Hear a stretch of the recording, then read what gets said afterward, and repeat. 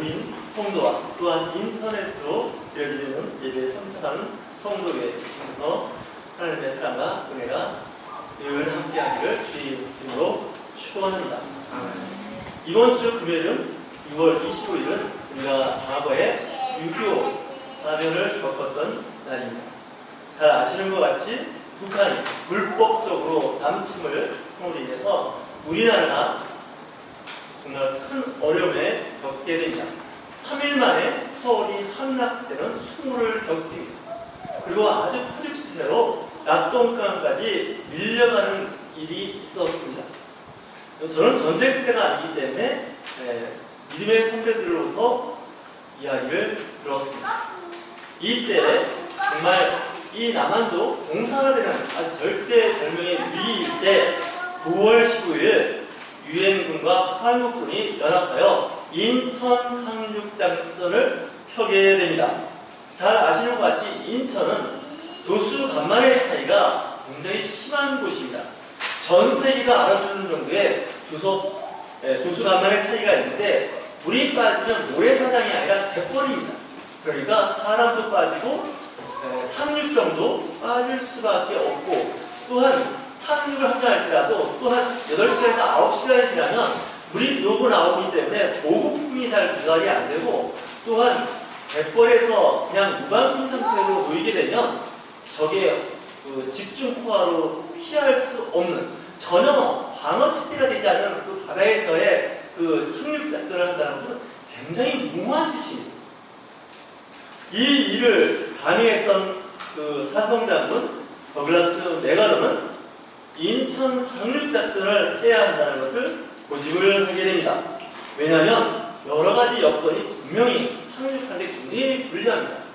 참모부에서는 전라도 군산을 통해서 들어가는 것이 좋겠습니다라고도 했고 또 한편에서는 평택군 포승면 앞바다로 가는 것이 어떻겠느냐라는 이야기를 하게 됩니다. 거기는 조수가만 차이가 크지도 않고 모래가 있기 때문에 갯벌처럼 빠지지도 않으니까 인천보다는 훨씬 유리합니다라고 제안을 합니다. 하지만 이것이 상륙하기는 참 좋은데 문제는 적의 포화로부터 또한 대비로부터 상당히 어렵다는 거가 있고 적의 보급품을 끊기가 어려운 지정학적 위치가 있다는 것. 사실 낙동강에서 북한은 총력전을 벌입니다. 이제 낙동강만 건너가면 대구와 부산이 떨어지면 이제는 전쟁은 더 이상 안 해도 되는 겁니다. 그런데 인천을 통해서 바로 서울로 들어오는데 금방 들어올 수가 있고 또한 서울을 수복하면 군대는 전쟁할 때 군수품이 끊어지지 않아야 전쟁을 할 수가 있습니다. 허리가 끊기면 낙동강에서는 그냥 괴멸되고 마는 것이죠. 3일 만에 서울을 수복하게 됩니다. 그 낙동강에서 아무리 치열하게 전투해봐야 이미 서울이 다시 수복이 된 상태에서 북한군은 전의를 상실해버립니다. 평양을 통해서 서울을 통해서 대전을 통해서 낙동강으로 군수품이 모으게 돼야 되는데 서울이 이미 끊겨버리면 이건 전쟁할 수가 없는 겁니다. 미국 합동참모본부에서는 합참이라고 하죠. 메가더의 그 전략을 좀 수정해달라는 얘기를 계속합니다. 심지어는 참모들이 농담삼아 하는 것이 인천 상륙작전에 실패할 확률이 더 높다는 거예요. 성공할 확률은 5,000분의 1입니다. 물론 어떤 과학적 데이터가 이야기하는 건 아니겠지만 5,000분의 1을 확률은 거의 이건 안 된다는 얘기입니다. 하지만 이 더글라스 메가더는 미국의 입사 웨스트 포인트를 수석으로 졸업한 아주 명진, 아주 공부를 잘했죠. 그런 이야기. 그러기 때문에 인천을 통해서 서울로 들어가야 됩니다. 두 가지입니다. 상징적인 수도를 다시 수복한다는 것과 북한의 군수 교달 통로를 막는다는 것. 그리고 인천의 조수간만 차이가 크기 때문에 적들의 대비가 느슨하다는 것. 왜냐? 다른 데는 몰라도 인천은 못하고 거기는 갯벌이기 때문에 빠지면 상륙전 하는데 굉장히 애로가 많습니다. 리뷰에도 이제 주문도로 1박 2일 주일 예배를 그쪽으로 옮겨서 예배를 드는데 한번 갯벌에 한번 빠져보십시오. 내 몸이 하나입니다. 마치 물귀신이 내 발을 붙잡고 끌어당기는 것처럼 그냥 빠져들어가는데 정말 천하장사도 갯벌에서 힘없습니다. 그런 데서 전쟁을 한다는 거, 전투를 벌린다는 거, 상륙을 한다는 거 상상이 안 됩니다. 하지만 그렇기 때문에 우리가 그것을 통해서 적군의 허리를 끊을 수 있다는 그 전략이 있게 됩니다. 사람이 계획을 세우고 또 사람이 여러 가지 계획을 통해서 일을 하지만 결국 이루시는 것은 하나님이십니다. 다윗왕이 한 그 여러 가지 정말 어록이 있는데 그 중에 하나는 뭔지 아십니까? 전쟁은 하나님께 속했다는 것. 다시 얘기해서 우리가 아무리 전쟁 준비를 완전히 끝냈고 그리고 핵을 준비하고 있다 할지라도 하나님께서 도우시지 않으면 이길 수가 없습니다. 여러분 그런 분들은 1970년대, 80년대 계속하는 얘기가 뭐냐면 전쟁 준비가 다 끝났다는 이야기였어요. 물론 보면 화력이나 전투 병력은 우리보다 아주 탁월합니다. 그 당시에는 그랬어요. 하지만 하나님께서 함께하지 않는 전쟁, 도우시지 않는 전쟁은 패할 수밖에 없습니다. 지금 북한은 이제 지리멸렬해서 이제 봄이 되면 지금 조금 지나면 보릿고개입니다. 아마 지금이 보릿고개인지도 모릅니다. 식량난에 지금 허덕이고 있다는 거예요. 아무리 전쟁 준비를 잘하고 정신무장을 잘 시켜놔도 이 먹고 사는 문제가 해결이 안 되면 어렵습니다. 우리 그리스도인들도요, 신앙이 좋고 믿음 좋고 신앙생활 교회 봉사를 많이 했고요, 이 경제적인 어려움을 겪게 되면 신앙생활이 참 어려워집니다. 제가 그걸 많이 봤어요. 그래서 여러분들의 그 경제력을 위해서 기도를 많이 합니다. 그리스도인들이, 예수 믿는 사람들이, 교회에 잘 출석하는 사람들이 잘 되는 법을 누리시길 주님으로 축복합니다. 잘 되시게 됩니다. 제가 늘 하는 말 있지 않습니까? 나 예수 믿는 사람으로서 돈 빌리러 다니지 말라고 그러지 않습니까? 돈을 빌려줄지언정, 그렇지 않습니까? 부의자를 빌려줄지언정, 좀 나눔과 배움의 주도적인 역할을 그리스도인들이 했으면 좋겠습니다. 여러 가지 말이 많습니다. 번영신학, 성공신학, 잘 된다는, 긍정의 신학, 그거에 대해서 여러 가지 공세가 있습니다. 물론 부자님도 만만치 않게 한국교회가 만들어낸 걸 인정합니다. 그럼에도 불구하고 그리스도인들은요, 잘 되십니다. 믿으십니까? 네, 여러분 잘 되셨으면 좋겠습니다. 다시 반복합니다. 직장에서 승진하십시오. 불법으로 승진하는 게 아닙니다. 편법으로 승진하는 거 아닙니다. 얼마든지 합법적으로요, 공의롭게 승진할 수 있고 책임 있는 자리에 올라갈 수 있습니다. 하십시오. 적극적으로 사고방식, 긍정적인 희망을 이야기해야 됩니다. 사람들이 한번 자꾸 양보하고 찌그러지기 시작하면요, 이 한두 끝도 없이 망가집니다. 나중에 이제 걸어뱅이처럼 되거든요. 그러지 않았으면 좋겠다는 겁니다. 특별히 우리 또 오고 싶은 성도들은요, 좀 삶의 자신감을 가지셔야 돼요. 왜냐고요? 우리는 전지전능하신 하나님의 자녀들입니다. 그리고 신앙 고백하십니다. 꿈을 가지십시오. 제 여동생이 한국에 있다가 미국에 가 있는데 잠깐 거기 서부 해안 라구나 비치가 있어요. 미국 서부 해안에서 가장 아름다운 해안이라고. 전 책에서 왔습니다. 그리고 제가 아팠을 때 잠깐 거기서 있을 때 가봤습니다. 제가 있는 집에서 멀지 않은 곳이었어요. 참 아름다운 해안입니다. 늘 시간만 되면 한번 오라고 그러는데 못 갔습니다. 근데 이런 생각을 해봤어요. 한번 꿈을 가져보자. 미국 라구나 비치, 롱비치 해안에서 쭉 이어지는 해안이 참 아름답습니다. 우리나라 해안은 굉장히 아름답습니다. 하지만 또 다른 곳이잖아요. 그죠? 그런 것을 한번 경험했으면 좋겠어요. 우리 그리스도인들은 어느 곳에 있든지 진짜 갑의 위치에 있었으면 좋겠어요. 을이 아닌 갑의 위치요.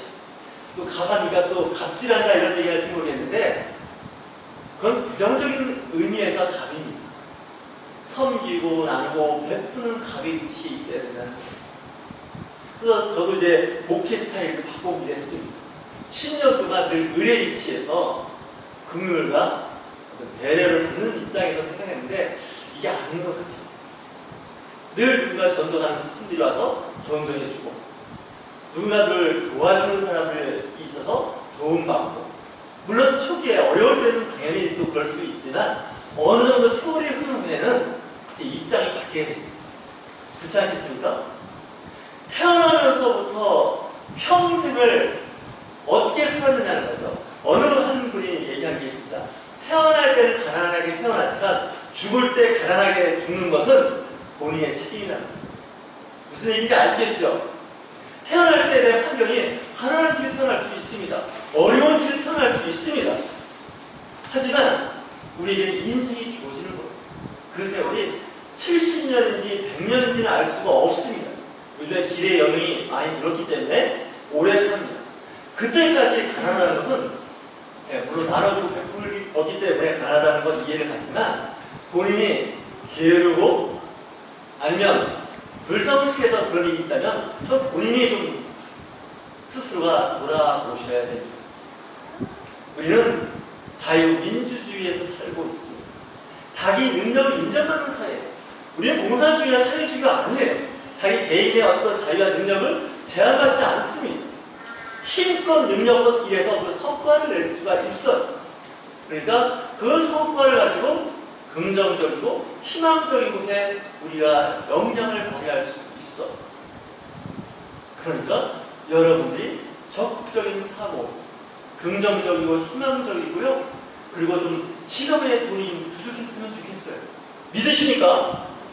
그렇게 되길 좋아하시니까? 그러셨으면 좋겠어요. 저도 목사인데 지갑에 돈이 있으면 좀 자신감이 생겨요. 뭐가 돋겠다는 생각이 들어요. 근데 주머니에, 호주머니에 돈이 없으면 갑자기 위축돼요. 사실 뭐 영적인 사람이 그런 거에 영향을 받냐 안 받냐 얘기할 수 있지만 안 받는다는 거짓말. 저도 배가 고픈 거 알고요. 단 거, 쓴 거 맛을 아는 사람입니다. 육체를 가지고 있는 사람입니다. 이 육체를 갖고 있는 사람, 이 육신을 너무 소홀히 하지 말라는 거예요. 우리가 영혼이 소중하다고 해서 영혼은 고상하고 거룩하지만 육체는 죄되다는 얘기. 물론 성경에 나옵니다. 특별히 요한복음에도 많이 다루고 있습니다. 하지만요, 예수 그리스도는 전구원을 주창하신 분입니다. 병든 사람은 그 즉시 고칩니다. 야, 일주일 뒤에 고치자. 다음 달에 고치자. 내일 다 끝난 다음에 하자. 그게 아닙니다. 그 즉시 선천적 장애를 갖고 있는 앞도 못 보고 걷지 못하고 듣지 못하는 사람을 바로바로 치유하시는 거예요. 영혼이 중요하니까 육신의 질병 갖고 살아. 천국에서 만나자. 이렇게 안 하시는 거예요.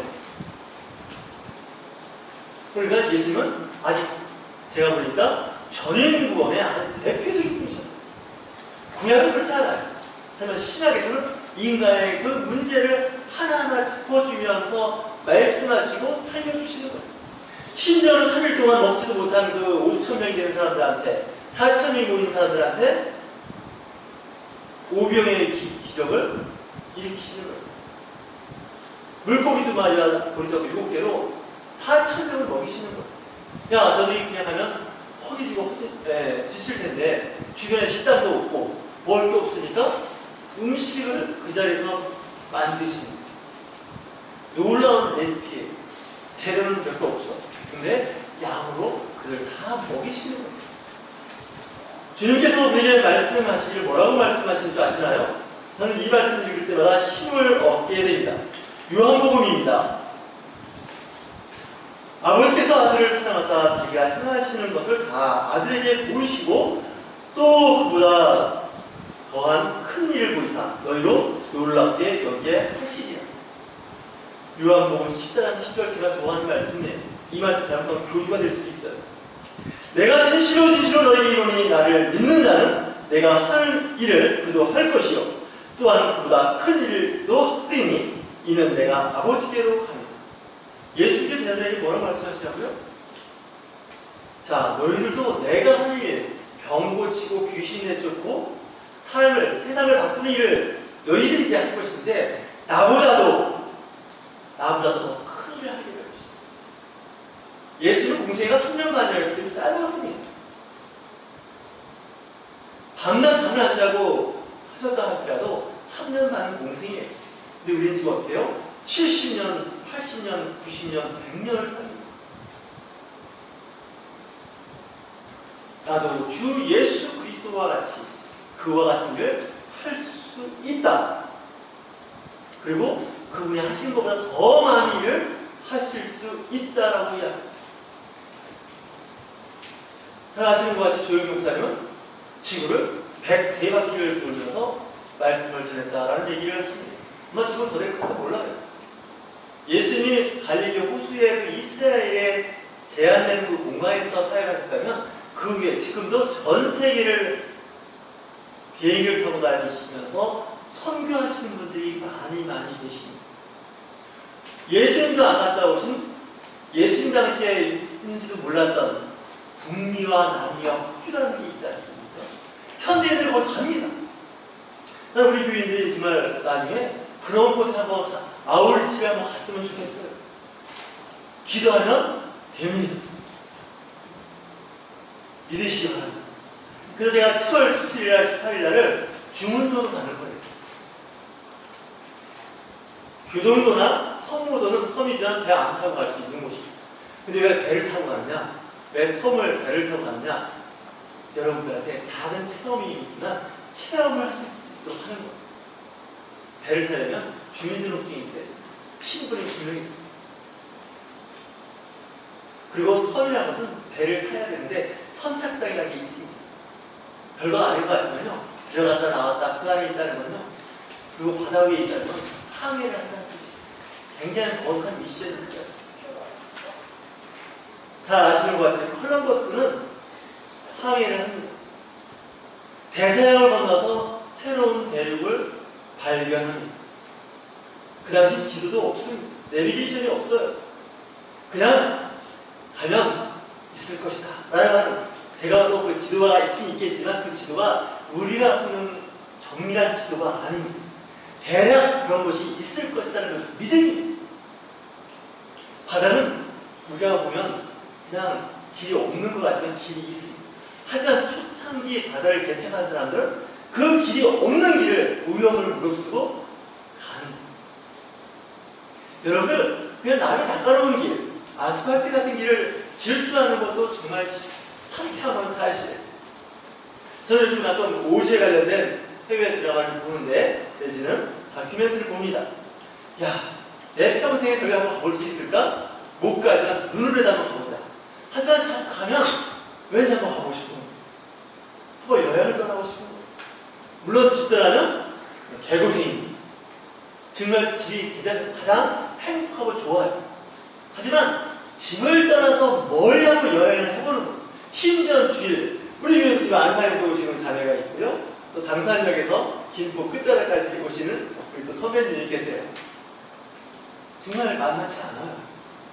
대중교통을 이용하던 자가 운전을 하던 이 장거리를 뛴다는 건 쉽지가 않습니다. 사람들은 가까운 곳 어디에 있지 않을까? 물론 있어요. 하지만 때로는 멀리 가는 거예요. 지난해를 기억하십니까? 군산에 발도라 섬까지 갔습니다. 2박 4일 해서. 굳이 그 길까지, 그 섬까지, 가까운 섬도 많은데, 아유, 한번 시도해보는 거예요. 리스크, 위험 있습니다. 여러분, 생각을 할 때는요, 그 리스크라는 걸 감수하지 않으면 얻는 게 하나도 없어요. 이 신앙, 믿음도 리스크가 있어요. 어떤 분이 그러지 않습니까? 기도한다고 다 되냐고, 믿는다고 다 되냐고. 물론 강대성에서는 늘 이야기합니다. 데살로니가 전서 5장 17절, 쉬지 말고 기도하라. 모든 기도와 간구를 하되 항상 성령 안에서 기도하고 이를 위하여 깨어 구하기를 항상 힘쓰며 여러 성도를 위하여 구하라. 이렇게 말씀하십니다. 기도하다가 난망하게 돼요. 낙심하게 돼요.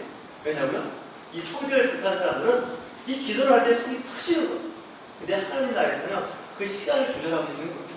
설사 내가 원하는 기도가 응답이 없다 할지라도 걱정 안 하셔도 돼요. 더 좋은 것으로 여러분들에게 공급하여 주심을 믿으시는 주님으로 축원합니다. 내가 원했던 것 그 이상의 것으로 보답해 주세요. 데살로니가전서 5장 25절에 이런 얘기를 해요. 사도 바울. 여러분들 쉬지 말고 기도하십시오라고 한 다음에 뭐라고 얘기하면 형제들아 여러분 우리를 위하여 기도하십시오. 여기는 사역자, 교회 중직자를 위해서 기도하시기 바랍니다. 교회 권사님, 안수사님을 위해서 기도하시오. 왜냐고요? 그분 하나님께서 세워주시는 교회의 기둥 같은 분들이세요. 기도는 일방적이지 않아요. 서로 쌍방이 같이 협력하여 기도하는 하나님께서 들으시는 거예요. 기도 응답에 우리는 초점을 맞추고 있는 겁니다. 오늘 아침에도 어떤 분이 기도해달라고 했어요. 저는 기도해달라고 항상 기도 노트를 적어요. 요즘에 스마트폰 메모장에 늘 적어놓고 기도를 해요. 새벽마다 기도를 해요. 그리고 아재도 기도를 합니다. 그리고 배짱 있게 딜을 합니다. 왜냐하면 굉장히 중요합니다. 그냥 막연하게 기도하지 마세요. 꼭 이루어지고 이것이 안 이루어지면 더 좋은 것으로 채워주시고 인도하여 주시는 걸 믿으시기 바랍니다. 나는 무릎이 아픈데 무릎에서 기도했더니 무릎도 낫고 나중에 허리도 낫는 거예요. 그러니까 여러분들 기도할 때 그 기도 제목을 구체적으로 하시는 거예요. 그리고 응답하여 주시고 더 선하고 좋은 것으로 응답해 주신다는 것을 믿으셔야 돼요. 여러분 정말 소극적으로 믿지 마세요. 우리 순복음교회 아닙니다. 순복음교회는 순복음다운 영성이 있어야 됩니다. 다른 교단도 좋은 영성을 갖고 있습니다. 근데 다른 교단에서 우리를 부러워하는 게 뭘까요? 성령 파트가 아닙니까? 성령은 다이나믹한 힘이 있어요. 불의 혀같이가 나죠. 능력이 나죠. 불은 뭘까요? 에너지. 에너지는 동력입니다. 물을 끓이고요. 수레바퀴를 돌릴 수 있는 힘이에요.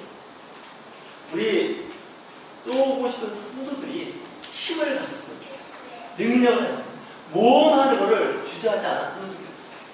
저는 이번에 강화군 소돔이라 중도이라는 섬에 가고 또 앞에 아차도라는 섬도 있고 보름도라는 섬이 있고 말도라는 섬도 거기 있더라고요. 그러니까 소돔은 행정구역이 보니까 섬 4개를 아우고 있어요. 그래갖고 좀 잘 검색을 해보고 실제로 한번 하는 이 시대에 해외 나가기 좀 어려워. 하지만 가까운 섬 한번 탐방을 하는 섬 주민들의 그 의식, 믿음, 그리고 지금부터 120년 전, 100년 전에 거기에 선교사들에서 교회를 세운 교회가 우리가 몰랐던 거예요. 우리들 서울 중심으로 하다 보니까 서울만 안 믿는 거예요. 비록 맨파워는 없어요. 시대는 변했어요. 하지만 그런 것을 새롭게 변화시킬 수 있는 아이디어를 한번 달라고 할게 기도하시기 바랍니다. 맨날 집에서 TV 보고 카페에서 차 마시고 스마트폰 만지는 건 좋습니다. 말리고 싶지 않아요. 그리스도인들 하십시오. 하지만 때로는 내가 살고 있는 지역, 남들이 안 가는 새로운 지역을 개척하는 거예요. 바라보는 거예요. 저는 이런 생각을 했습니다. 모세가 적과 꿀이 흐르는 땅에 들어가기 전에 하나님께서 뭐라고 말씀하시냐면 저 가나안 땅에 12명의 정탐꾼을 보내라고. 아직 밀고 들어가면 되지 무슨 정탐꾼이 왜 필요해요? 믿음으로 밀고 들어가면 아닙니다. 12명을 보내요. 10명은 부정적이었는데 2명은 긍정적인 얘기를 해요. 여호수아도 이제 여리고 성에 들어가기 전 40년 광야 생활이 끝났을 때 들어가면 돼요. 근데 또 정탐꾼 2명을 보내요. 이게 성경적인 거예요. 그러니까 우리가 뭐 어떤 일을 할 때는 항상 그 일을 위해서 준비를 해요. 사전답사를 하는 거예요. 그냥 하는 게 아닙니다. 내가 시험을 보던 연구를 하던 그 어떤 일을 계획하던 다 사전 준비가 되어 있어요. 저는 실험실에서 실험을 하는 사람인데 실험하기 전에 본 실험하기 전에 어떤 실험인지 아세요? 예비 실험을 먼저 해봐요. 그 실험이 어떠한 어려움을 만날 수 있지, 어떤 결과를 할지 머릿속에서 생각하는 것보다 일단 작은 규모로 예비 실험을 해봅니다. 그리고 잘 되면 본 실험에서 장단점을 잘 보완해서 본격적으로 하는 거죠. 우리의 신앙, 우리의 믿음도 마찬가지입니다. 그냥 섬 개구리처럼 섬에 있는 거 사실요, 섬에 있다고 섬기고 우리가 아닙니다. 우리 믿음의 선배들은요, 섬에서 먼저 100년 전에 신앙생활을 했던 분들이에요. 도시화되면서 도시로 인홍현상처럼 어촌에서 도시로 갔지만 이제는요, 새로운 힐링 시대예요. 새로운 시대가 열려요. 섬에서도 여러분 스마트폰이 다 돼요. 노트북이 다 돼요. 이제는 섬을 갈 때는 배 안 타고 드론처럼 공중을 날아다니는 택시나 승용차나 버스를 타고 가는 시대가 저는 열린다고 믿습니다. 쓸데없는 극단적 정말 돈에 빠지지 마시고 희망을 가지세요. 예수님 언제 오실지 모르지만 50대 50대에도 우리는 열심히 사는 거예요. 꿈을 가요. 다리를 건너고 배를 타는 거 지금 안 해보면 아직 못할 수 있어요. 그런 시대에 열려요. 새로운 시대를 준비하고 예비해야 돼요. 우리 그리스도인들. 자꾸 정치적 이득을 올리기나 어떤 그런 사회적 문제에 물론 그것도 중요해요. 하지만 또 그쪽으로 하더라도 우리가 할 수 있는 건 우리가 해 나가는 거예요. 그래서 우리 교회 성도들이 꿈과 희망을 가졌으면 좋겠어요. 하나님은 우리 편이에요. 앞에서 얘기한 것처럼 벽을라서 매거다가 이거 말도 안 되는 상륙작전이라고 정말 모든 사람이 다 반대하는 거예요. 근데 본인은 혼자서 결정하고 나가는 거예요. 그랬더니 이 전쟁이 역전되는 일이 있는데 미국에서는 2차 세계대전에서 스탈린그라드 전투와 미드웨이 전과 같이 인천 상륙작전을 크게 보고 있다. 큰 전과를 전쟁을 역전시키는 아주 큰 기회가 되는 거예요. 바로 우리가 살고 있는 데서 멀지 않은 곳이. 제가 인터넷 검색을 했더니 아차도는요, 태극기 마을로 유명해요. 24시간 동네 주민들이 다 태극기로 가요. 거리도 다 태극기로 가요. 주문도는 B-29 미군 비행기가 추락을 해요. 그래서 미군들을 그 주민들이 구해줘요. 미군에 인도해줘요. 근데 북한군이 들어와서 그들을 다 잡아가는데 실적으로 죽은 거죠. 그들이 선행을 했어요. 근데 돌아온 건 죽어요. 그래서 거기 입구에 들어가면 그 당시 돕던 그 희생된 사람들 그 공동비가 크게 세워져 있어요. 면상으로. 그래서 그걸 보고서 참 감동을 받았어요. 선을 해가다가 어려움을 겪을 수가 있어요. 죽을 수도 있어요. 우리가 그런 걸 보고서 깨닫는 거예요, 사실. 놀랍게 깨닫는 거예요. 우리 그리스도인 사람들 예수를 잘 믿으려고 힘들어요, 여러 가지. 시간과 재정의 여러 가지 어려움을 겪고 있지만 하나님께서는 그걸 기억하세요. 순교자는 다양해요. 살아있는 순교자로 살 수가 있지 않습니다. 여러분들 재미있게 살 수 있는 방법을 배워요. 재미있게. 이번 주 목요일날 신학대 교수님과 동창회 회장님이 오신다는 거예요. 왜 오세요? 그랬더니 유천점 목사한테 아이디어 좀 얻으려고 오십니다. 저희들도 아이디어가 안 나서 하나도 늘 뭔가 일을 꾸며요. 뭔가 계획을 세워요. 실패할 수도 있어요. 안 될 수도 있고 욕도 먹을 수도 있어요. 그럼에도 불구하고 하는 거예요. 네, 가만히 있으면 욕 안 하고요. 가만히 있으면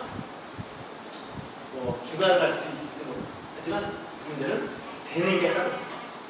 되는 게 없어요. 여러분 일을 하다 보면 사기꾼으로 몰리기도 하고요. 뻥쟁이로 몰리고요. 하여튼 얘기를 많이 들어요. 하지만 괜찮아요. 그 중에 한두 가지 잘하면 다 많이 할 수 있어요. 이 세상 사람들 보면 다 100% 잘하는 사람 없어요. 그렇다고 해서 다 100% 실패한 사람도 없습니다. 우리는 어떻게 해요? 실패와 성공의 그 사이를 왔다 갔다 하는 거예요. 근데 열심히 하는 사람이 위너가 된다는 것을 알게 됩니다. 우리 그리스도인들도 좀 적극적으로 열정을 가지고 살아서 하나님 앞에 섰을 때 게으르고 악한 종아라는 것이 아니라 잘했다 칭찬받는 저와 여러분이 계실 주의 이름으로 축원합니다. 아멘. 좋으신 하나님 아버지 감사합니다.